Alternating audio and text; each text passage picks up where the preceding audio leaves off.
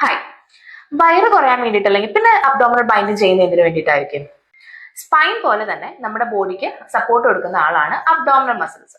അപ്പൊ ഈ abdominal muscles strong ആയി ഇരുന്നാലാണ് നമ്മുടെ പ്രഗ്നൻസി ടൈമിൽ എക്സ്പാൻഡ് ചെയ്യുന്ന യൂട്രസിന് തിരിച്ച് അത് അതിന്റെ നോർമൽ അവസ്ഥയിലേക്ക് അല്ലെങ്കിൽ നോർമൽ സൈസിലേക്ക് പോകാൻ പറ്റുള്ളൂ. അപ്പൊ ആഫ്റ്റർ ഡെലിവറി വെയിറ്റ് കൂടുകയും കോർ സ്ട്രെങ്ത് ഇല്ലാതൊക്കെ ഇരിക്കുന്ന സമയത്ത് നമുക്ക് ഈ സപ്പോർട്ട് നൽകുന്നത് സ്പൈൻ ആണ്. അപ്പൊ ഡെലിവറി കഴിഞ്ഞ സമയത്ത് അല്ലെങ്കിൽ പ്രഗ്നൻസി പീരീഡിലൊക്കെ ഈ ബാക്ക് പെയിൻ വരുന്നത് എന്തുകൊണ്ടാണെന്ന് മനസ്സിലായില്ലേ?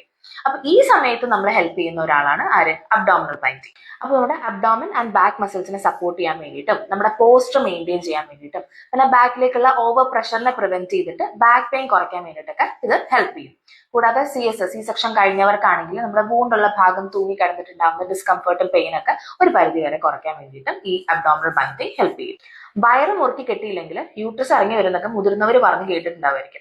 പക്ഷെ നമ്മൾ ഓവർ ടൈറ്റ് ആക്കി കെട്ടിക്കഴിഞ്ഞാൽ നമ്മുടെ ഇൻട്രാ അബ്ഡോമിനൽ പ്രഷർ കൂടിയിട്ട് യൂട്രിൻ പ്രൊലാപ്സും ഹെർണിയയും അല്ലെങ്കിൽ ബ്രീത്തിങ് ഡിഫിക്കൽട്ടീസ് ഗ്യാസ്ട്രിക് പ്രോബ്ലംസ് അതുപോലുള്ള ബുദ്ധിമുട്ടുകൾ വരാനുള്ള ചാൻസ് കൂടുതലാണ്.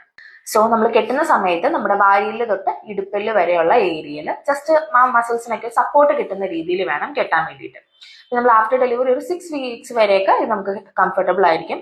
അത് കഴിയുമ്പോൾ നമ്മൾ പ്രോപ്പർ എക്സസൈസ് കാര്യങ്ങളെല്ലാം ചെയ്ത് നമ്മുടെ സ്ട്രെങ്ത് പോയ സ്ട്രെങ്ത് തിരിച്ചു പിടിക്കുകയാണ് വേണ്ടത്.